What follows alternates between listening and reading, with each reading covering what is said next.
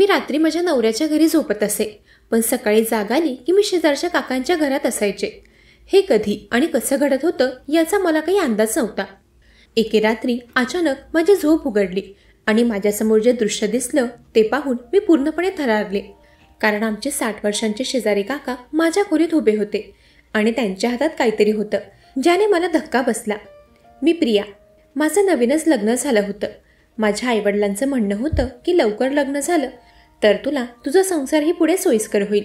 माझा नवरा दिनेश दिसायलाही रुबाबदार होता, त्यामुळे मला माझ्या मनासारखा मुलगा मिळाला होता असं म्हणायला हरकत नाही.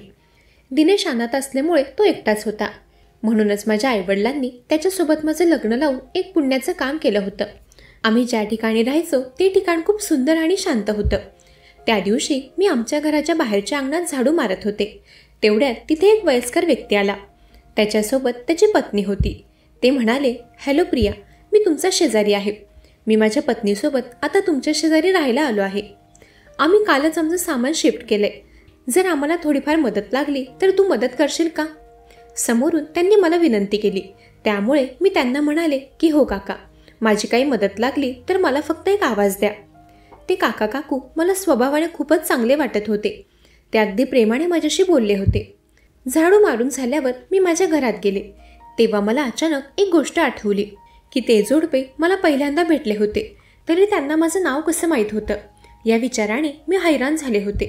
पुन्हा भेट झाल्यावर मी त्यांना ती गोष्ट विचारणार होते. संध्याकाळी पुन्हा माझी त्यांच्याशी भेट झाली. मी त्यांना त्यांचं नाव विचारल्यावर मला समजलं की त्यांचं नाव सुधाकर आहे. तेव्हा मी त्यांना म्हणाले, काका, आपण तर सकाळी पहिल्यांदाच भेटलो, तरी तुम्हाला माझं नाव कसं काय माहीत? तेव्हा त्यांनी सांगितलं की आमच्या घरमालकाने आम्हाला आधीच सांगितलं होतं की तुमच्या शेजारी प्रिया नावाची मुलगी राहते.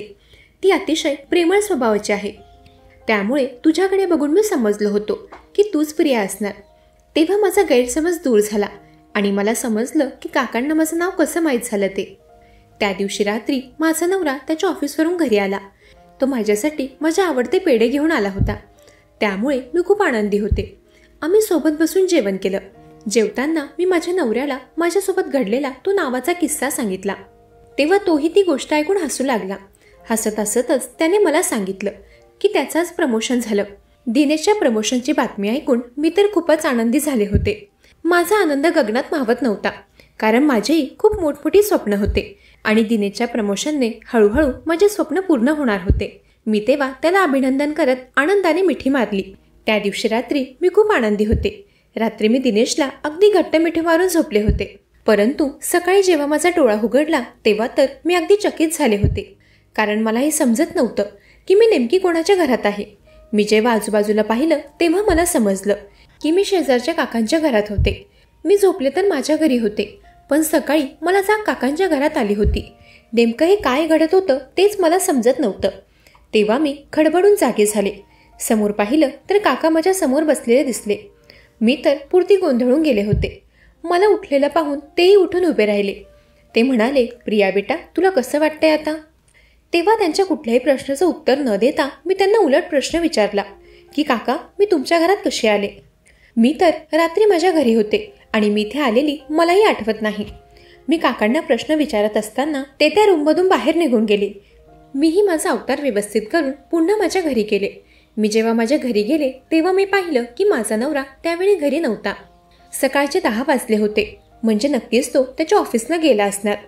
माझ्या डोक्यात दिवसभर तोच विचार चालू होता की नेमकं मी त्या काकांच्या घरी पोचले तरी कशी. मला त्यावेळी काही समजेन असं झालं होतं. दुपारचे जवळपास 2 वाजले होते.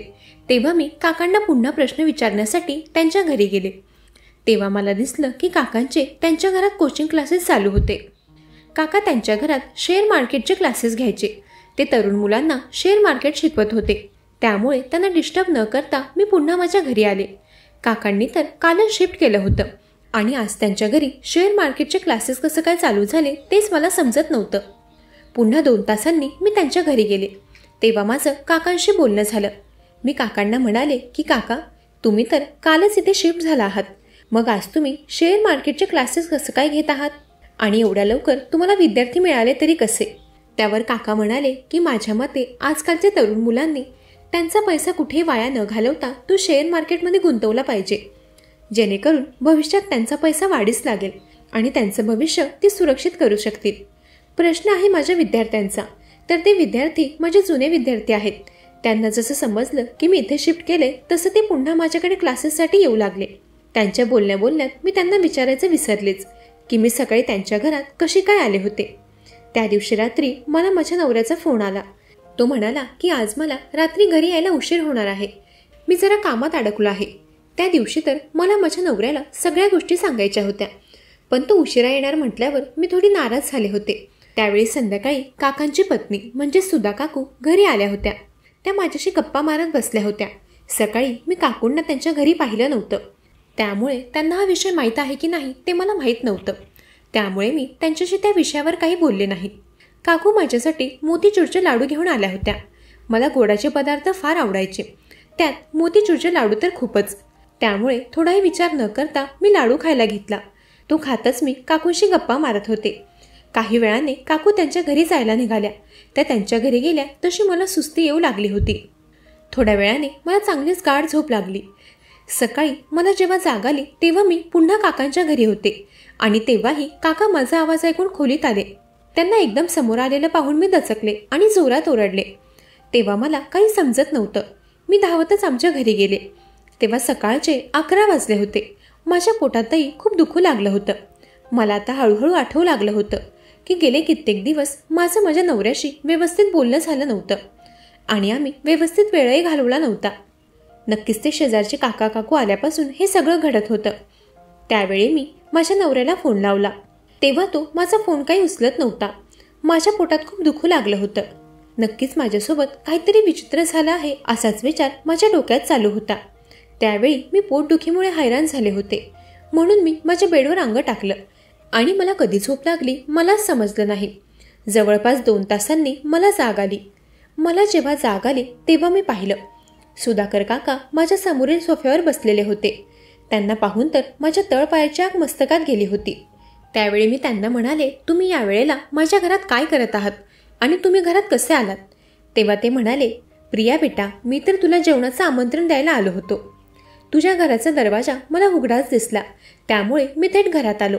तेव्हा मला लक्षात आलं की मी थोड्या वेळापूर्वी घाई गडबडीत दरवाजा लावायचे विसरले होते. मला आता काकांवर संशय येऊ लागला होता.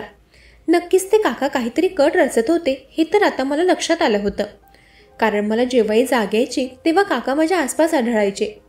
तसेच कालही काकूंनी मला मोतीचूरचे लाडू आणून दिले होते आणि आज काका मला जेवणाचं आमंत्रण देत होते. नक्कीच यामागे काहीतरी असणार याची शंका मला येऊ लागली होती. तेव्हाच मी त्यांना खडेबोल ऐकवू लागले.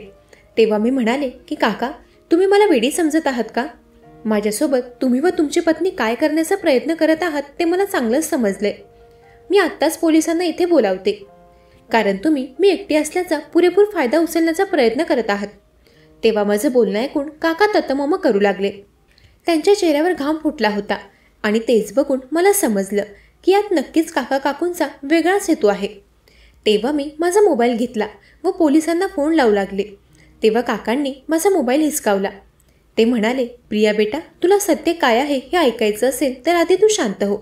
काका पुढे म्हणाले, प्रिया बेटा, आम्ही तुझ्या शेजारी नसून तुझे आईवडील आहोत आणि तुझा नवरा नसून आपला भाडेकरी आहे. काही महिन्यांपूर्वी तुझं लग्न झालं होतं, पण लग्नाच्या महिन्याभरातच तुम्ही फिरायला गेले असताना तुमचा भयंकर अपघात झाला आणि त्यातच तू तुझ्या नवऱ्याला गमावलं. त्यावेळी तुझ्या डोक्याला मार लागला होता आणि तुझ्या नवऱ्याच्या आठवणीत तू पूर्णपणे मानसिक संतुलन बिघडवून बसली होतीस. तेव्हा मी तुला आपल्या घरी आणलं तेव्हा तू सारखी तुझ्या नवऱ्याच्या आठवणीत बसून असायची. तसंच तू आम्हालाही ओळखत नव्हती, पण जेव्हा आपल्या घरी दिनेश भाड्याने राहायला आला तेव्हा तू त्यालाच तुझा नवरा समजून बसलीस आणि तू त्याच्यासोबत राहू लागलीस. पण दिनेशला आम्ही या गोष्टी समजावल्या आणि त्याला विनंती केली, तेव्हा त्यानेही आमची साथ देण्यास होकार भरला. रात्री तू दिनेशच्या घरात जरी झोपत असली तरीही रात्री तो तुला आपल्या घरी सोडून जायचा. काही दिवस तर तुला तेही लक्षात राहत नव्हतं, पण आता तुला मागच्या 2-3 दिवसांपूर्वीची गोष्ट आठवत आहे. म्हणजेच तुझी स्मृती आता परत येत आहे. जसजसं काका मला सांगत होते मला काही गोष्टी आठवू लागल्या होत्या. मला आता हळूहळू समजलं होतं की मी ज्यांना काका म्हणत होते आणि ज्यांच्यावर संशय घेत होते ते खरं तर माझे बाबा होते. पुढे ते म्हणाले, तुझी आई आणि मी तुला सतत जेवणाचं आमंत्रण देऊन किंवा तुझ्या आवडीचे पदार्थ देऊन तुला त्यातून डॉक्टरांनी दिलेले तुझ्या उपचारांचे औषध देत होतो आणि त्या औषधांमुळे तुझी पोटदुखी वाढली होती हे तर आम्हालाही माहीत होतं. पण तू त्याचा वेगळाच अर्थ काढलास आणि मला थेट पोलिसात देण्याची भाषा करू लागलीस. पण खरं तर ही माझ्यासाठी आनंदाची बाब आहे, कारण तुला आता बऱ्याचशा गोष्टी आठवू लागल्या आहेत. तेव्हा मी झटक्यातच बाबांना जोरात मिठी मारली, कारण मला सगळं आठवलं होतं. माझं काही महिन्यांपूर्वी लग्न झालं होतं. माझा नवरा खूप प्रेमळ स्वभावाचा होता. मला माझा योग्य जीवनसाथी भेटल्यामुळे मी खूप खुश होते. पण त्याला असा अचानक गमावण्याचा विचार मी करू शकत नव्हते. त्यामुळेच माझ्या डोक्यावर गंभीर परिणाम झाला होता. तेव्हा मी काकांची म्हणजेच माझ्या बाबांची माफी मागितली. तेवढ्यातच तिथे आई आणि दिनेश आला. मी तेव्हा दिनेशलाही धन्यवाद म्हणाले. एका बाजूला मला थोडं वाईट वाटत होतं, कारण मी माझा चांगला जीवनसाथी गमावला होता. पण दुसऱ्या बाजूला दिनेशने म्हणजेच आमच्या भाडेकरूने माझा सांभाळ खूप व्यवस्थित केला होता. तेव्हाच मी स्वतःहून आईबाबांसमोरच दिनेशला लग्नासाठी विचारणा केली. तेव्हा त्यानेही आईबाबांच्या संमतीने मला होकार कळवला, कारण दिनेशही माझ्या पहिल्या नवऱ्यासारखाच अगदी प्रेमळ होता. त्याने कोणताही विचार न करता फक्त माझ्या आईबाबांच्या शब्दाचा मान ठेवून माझी जबाबदारी घेतली होती. त्यामुळे नकळत का होईना माझ्या वेडसरपणामुळे मला पुन्हा एकदा नवीन जीवनसाथी मिळाला होता. मंडळी, काही वेळा काही गोष्टी अशा घडतात की त्याची आपल्याला कल्पनाही नसते. पण एक गोष्ट खरी आहे की जीवन कोणासाठीच थांबत नाही. त्यामुळे जसा प्रियाने विचार करून योग्य तो निर्णय घेतला तो अगदी योग्य आहे, कारण त्या निर्णयाने तिचा पुन्हा एकदा सुखी संसार चालू झाला आणि ती पुन्हा एकदा पतिव्रता झाली. मंडळी, कशी वाटली कथा? ऐकत रहा मनाचे बोल.